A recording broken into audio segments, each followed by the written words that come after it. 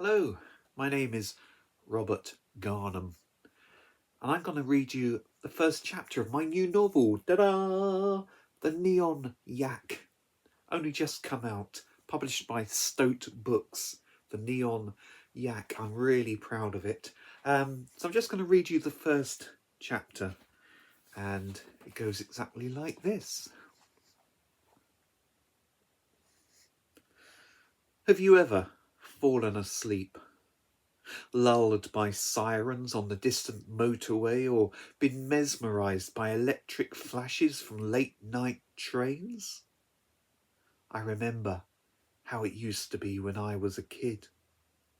The moment I closed my bedroom door, I felt as if I were in another world. We lived in the suburbs. The city was out there, the capital city, with its skyscrapers and offices. And one night, I was listening to the radio before going to bed, letting my thumb move the dial on my cheap battery-powered personal stereo, and finding a station that was playing classical music, and listening to those strings and those woodwinds and the soaring rhythms, and thinking just for a split second that the music was being played only for me. I thought that the orchestra had been sitting there waiting for me to tune in, because that's how magical the capital city could be. It knew everything. It was like God was supposed to be. The moment I closed my bedroom door, I felt its presence, and this would make me feel very nervous. Through the distant crack of Longwave, I'd hear electric storms out there on those hot, humid nights. Each zap of lightning would interfere with the signal and crackle up the music. "There's a storm coming," I'd whisper. And then I would look out of my bedroom window at those voluminous clouds lit up within by sheet lightning. My window faced east, right over the city. We lived on a hill just beyond the airport. If you go to the airport, you can see the hill in the distance, but you wouldn't necessarily know that people lived on top of it because it just looks like a wooded hill. I remember those nights very vividly, even now. I remember one night I turned my lights off so that nobody could see me leaning on the windowsill. I could not see the capital city, but I could sense it. Beyond our village suburb and down the hill and across the river and beyond the airport's runways. The other kids at school had been awful that day. Some of the boys in my class had got it into their heads that I wanted to be posh. And at playtime they had been chanting, "Posh boy, posh boy, posh boy." This had made me embarrassed because, for a start, I didn't really want to be the centre of attention like that, and secondly, I wasn't posh, and I didn't want to be posh. We all lived on the same council estate. Why did they want to concoct a distance between us when we all lived in the same place? My fingertips sweated as I held on to the windowsill.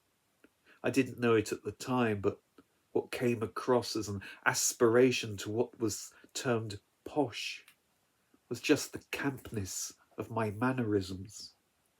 "Wow," I said, as the storm moved closer. The lightning flashed, and it silhouetted the rows of identical houses that I could see from my window. I clung on to the windowsill as if I were on the bridge of a ship. I could see my reflection in the dark of the window, which I didn't like at all. I looked so average, and I looked so weedy.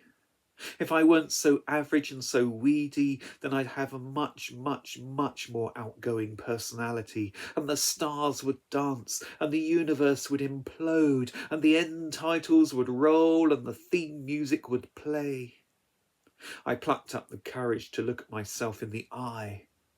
But at that exact moment, another flash of lightning almost made me jump backwards from the windowsill, and it felt, yes, it really did feel as if the city were punishing me for wanting that moment of intimacy with myself. You're such a wimp, Danny Cooper. I'd said this to myself. It was a consolation because nobody ever called me Danny. Nobody ever called me Dan either. I was Daniel then, and I'm still Daniel now, because that extra syllable implies precision. Come on, I whispered, when there hadn't been any lightning for a while. Perhaps the storm wasn't going to come this way. I'd not heard any thunder yet. It was probably just reserved for the people in the city. I was wearing the headphones which were plugged into my little radio, headphones which kind of had a sponge padding, and the sponge padding would become damp the more I wore them on those hot nights. And the strings were soaring away, and the concert was building up to some kind of esoteric crescendo which meant nothing to me, and I plucked up the courage to try and look at myself. You're so silly, aren't you? I whispered to my reflection. I could sense where my eyes were, but I didn't want to look right into them. Everything's so new. You're getting taller and thinner, and your internal organs are rearranging themselves, and your nervous system is as finely tuned as it will ever be, and yet you have no sense of time. You're only just starting to exist. Posh boy, posh boy, posh boy.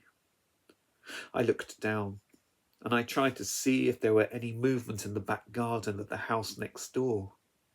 It all looked dark, but I'd know soon enough, because the kid next door was a pyromaniac, and he used to go out when everyone else was asleep and set fire to things. You can't really sleep properly when you think that the house is going to catch fire.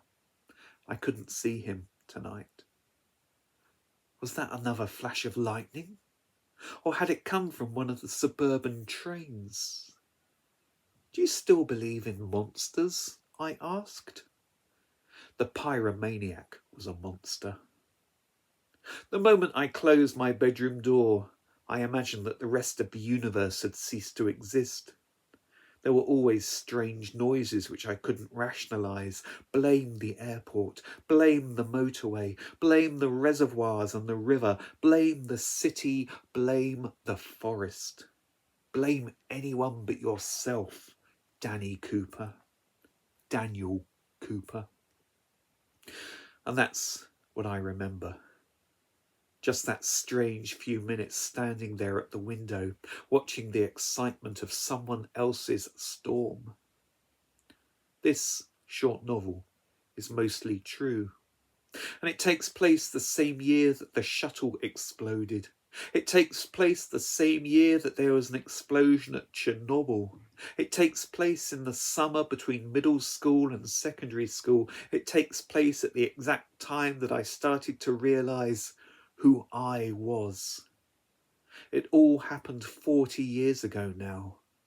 This is the story of how I came to be.